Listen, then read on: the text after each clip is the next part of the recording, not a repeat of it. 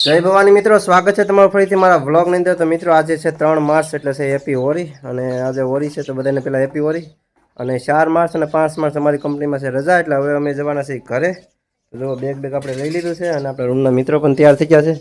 તો આપણી જર્નીમાં બે જ ભાઈ છે યારે, એક છે ભરત, એક છે કમલેશભાઈ।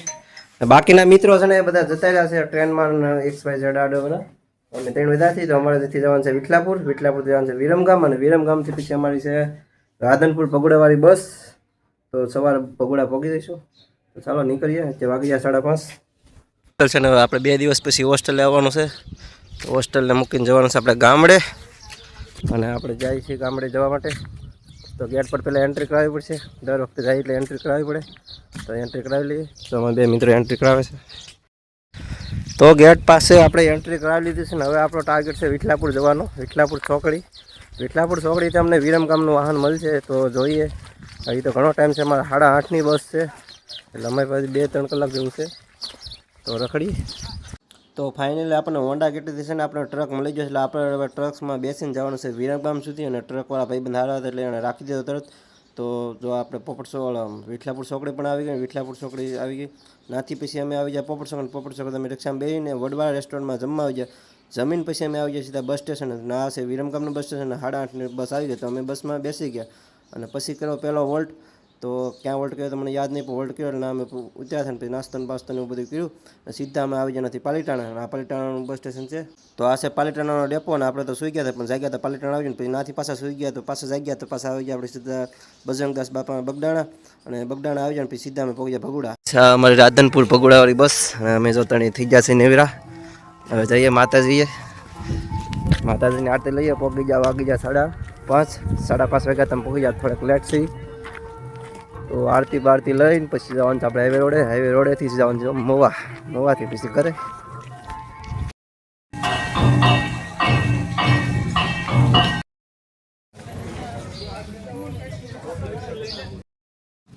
તો મિત્રો આપણે ભગુડાથી છે ને આપણે આ પાટિયું, આનું કે બોરડાનું પાટિયું કહેવાય ને, જાગદારનું પાટિયું। હવે અમારે અહીંથી બસની વાટ જોવાનું છે, એસટી બસ કે જે આવે એમાં વિધાન છે। તો આપણે જો અહીં બેઠા છીએ ને, આપણે બસની વાટ જોઈને બેઠા છીએ, બસ આવે તો આપણે જઈએ ઘરે।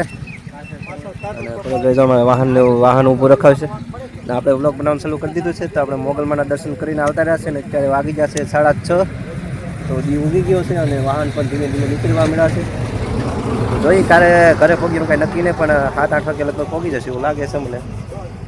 8-9 તો વાગી જાય પણ આજે તો ફાઇનલી ગાઈસ આપણને છે ને લક્ઝરી સોફો મળી ગયો છે। હા ગાઈસ, ધાકદાર પાટિયાથી મોવા સુધીનો તો આપણને વાહન મળી ગયું છે। તો મોગલમાની દયા છે કે આપણને વાહન મળી ગયું છે। અને બહારનો નજારો તમે જોવો, મજા આવે। તો સરસ મજાનો લક્ઝરી સોફો છે। આપણે બહારનું વાતાવરણ પણ જોઈએ। ગુડ મોર્નિંગ થઈ ગયું છે મોવામાં, ભલે થયો।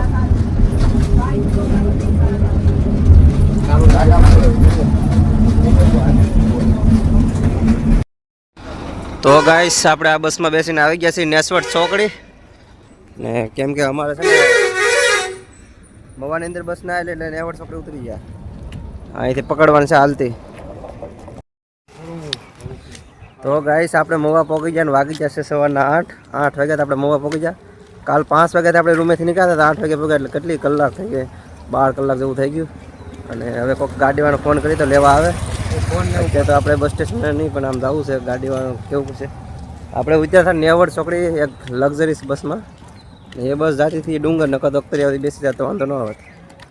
તો ધીમે ધીમે ઘર તરફ ડગલા માંડ્યા છે, અને કોઈ બગાડે નહીં તો સારું જ। વેઠી છે પહેલાં તો એ બીક લાગે।